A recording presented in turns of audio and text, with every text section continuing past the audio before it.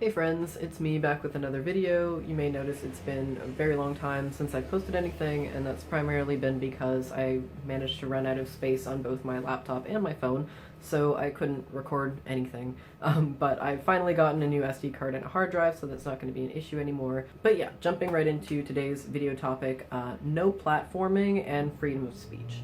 So, what is no platforming? So, no platforming is basically what it sounds like. It is a tactic used by anti-fascist activists to basically prevent fascists, bigots, and otherwise hateful individuals from having a platform or a venue with which to spread hate speech or incite violence against marginalized people.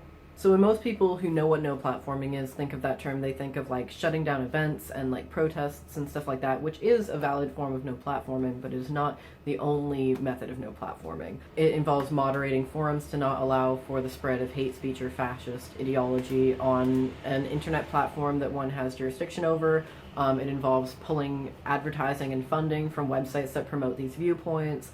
It involves like canceling events, making sure that like venues that you host aren't providing speaking platforms to people who express fascist or otherwise bigoted ideologies. It's basically the idea that you have the right to think what you want to think and you have the right to say what you want to say, but you don't have the right to be given a platform with which to incite hatred or spread misinformation, and you don't have a right for people to put up with you, basically. You don't have a right to have a ready audience.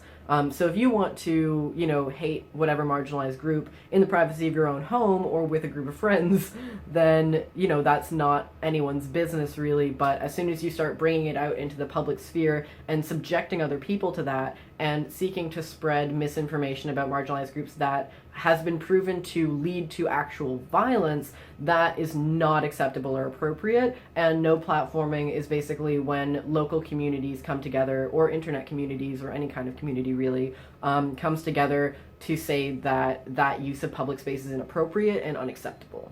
So the primary argument against this tactic is that people are concerned that it could potentially be a violation of people's freedom of speech. Now, I planned to make a video about this like months ago, and I feel like as the months have passed, the whole freedom of speech argument has gone so far downhill that I feel like it doesn't even require addressing at this point. Like the free speecher argument of I should be able to openly be a Nazi, and if you have a problem with it, then that's oppressing me somehow. I feel like that is something that's been talked about a lot, but I'm probably still gonna wind up making a video about it just to kind of get everything covered. But yeah, so the idea that no platforming is violating a person's freedom of speech is basically I have the right to express any viewpoint that I want to, even if that viewpoint is hateful or harmful. And if you stop me from expressing that in a public sphere, then you are violating my freedom of speech, even though we don't really have those freedom of speech laws in Canada, but fascists in Canada tend to just pretend that they're in America and assume that all American laws apply in Canada, which they don't. We also have 3%ers up here, which I'm what even is that? That's literally just a complete lift of an American militia that has no cultural or social context in Canada. But tangent, whatever. People priding themselves on Canadian national identity and then citing nothing but American politics to back that up is definitely nothing new. But even laws aside, people feel like they have a fundamental, ethical right to say what they want to say in any context and not be moderated or filtered on that, and to somehow also not receive criticism on it.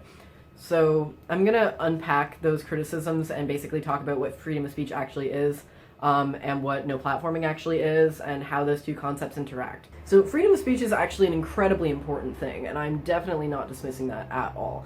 Freedom of speech and freedom of expression laws were put in place to protect the media, specifically journalists, and also marginalized people, to be able to criticize laws, to criticize the state, and to otherwise criticize the status quo and people who are in power without facing government repercussions from that. So if you're expressing a viewpoint that is critical of the state, you can't be jailed just for saying that, luckily, or I would be in prison. So freedom of speech definitely means a lot to me personally. However, this free speech or argument of I should be able to say whatever I want, whenever I want, in whatever place, in whatever context, causing whatever result and receiving no repercussions has nothing to do with freedom of speech. Freedom of speech protects you from government-level repercussions. It prevents you from being put in prison for what you say. That is pretty much the only thing it protects you from. It doesn't protect you from being fired. You can totally lose your job for openly being a racist on the internet.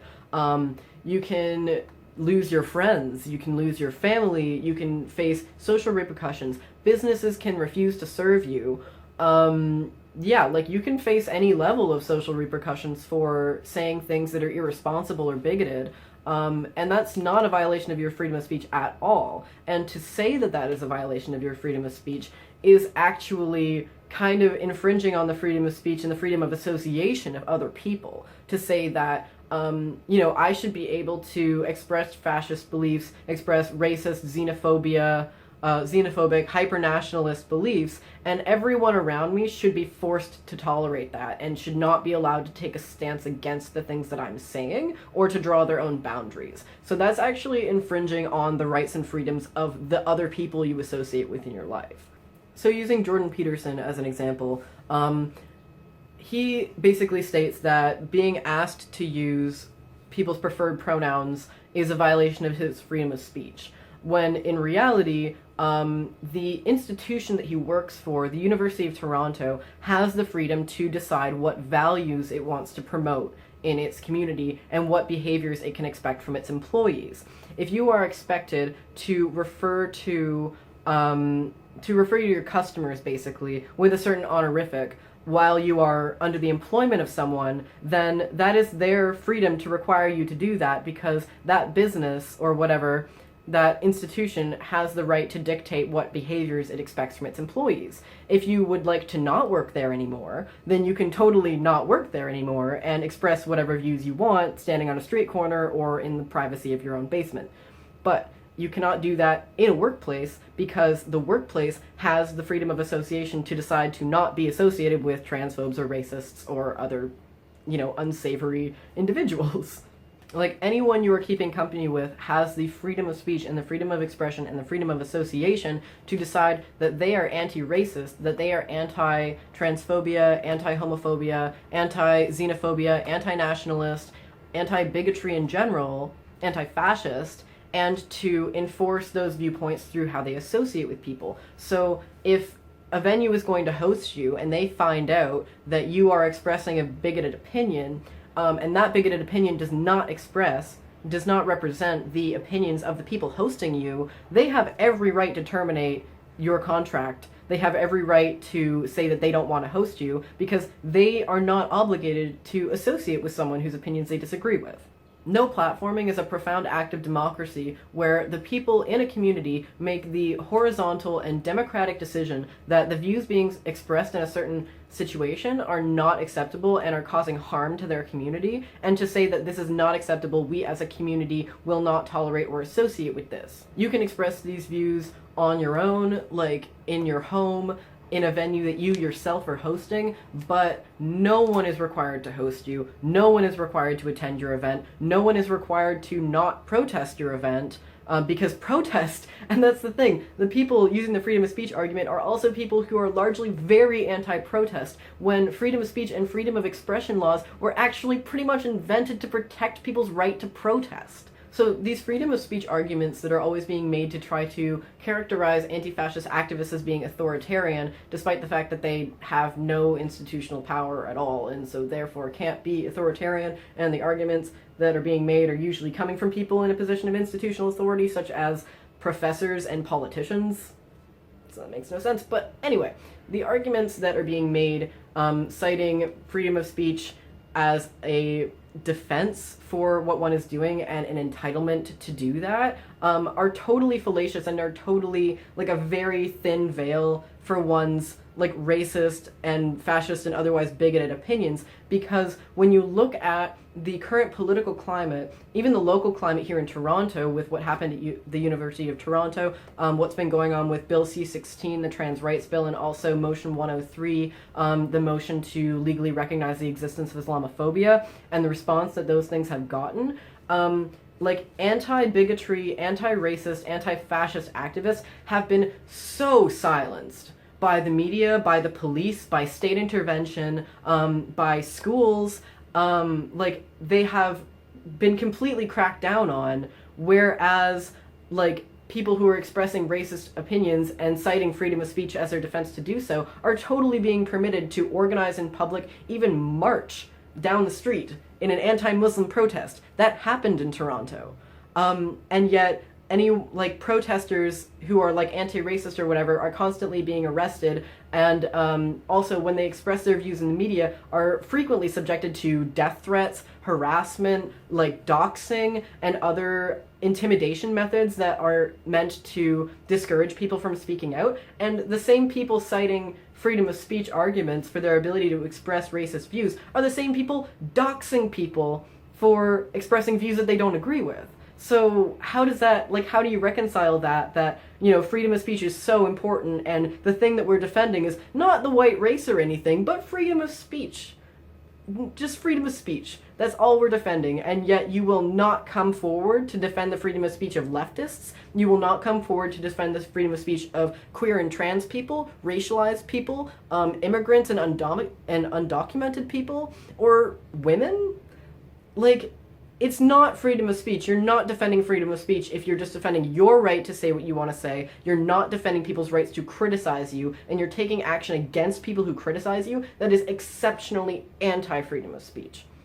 And it's that inability to engage in public discourse in good faith that is why people have to know platform in the first place. Because you can't have a discussion with fascists. They are unable to participate in conversations in good faith because they do not recognize the humanity of their opponents. You can't have an authentic and, like, healthy and equal discussion with someone who basically thinks of you as an animal or a degenerate or like a second or third class human being. So yeah, no platforming as a tactic does not in any way violate anyone's freedom of speech or expression, and is in fact a profound demonstration of freedom of speech, freedom of expression, freedom of association, and freedom to protest.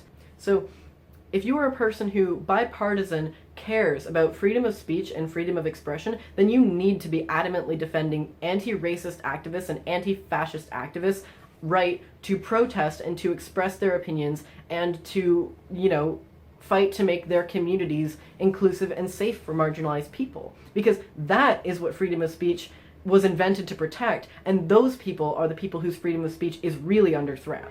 The right likes to take language that was invented on the left and invented to refer to the experiences of marginalized people, and then kind of like cloak their racism and bigotry in that social justice rhetoric to try to gain sympathy and to flip the narrative to kind of frame themselves as being the victims in the situation, but that doesn't change the material reality of the situation. There was a professor who was just, like, removed from his job for making a joke on Twitter about the white supremacist concept of white genocide, read, white people not getting laid enough, but Jordan Peterson, who has literally been campaigning against the humanity of transgender people for months, has not been removed from his job or faced any legal or professional consequences for his actions.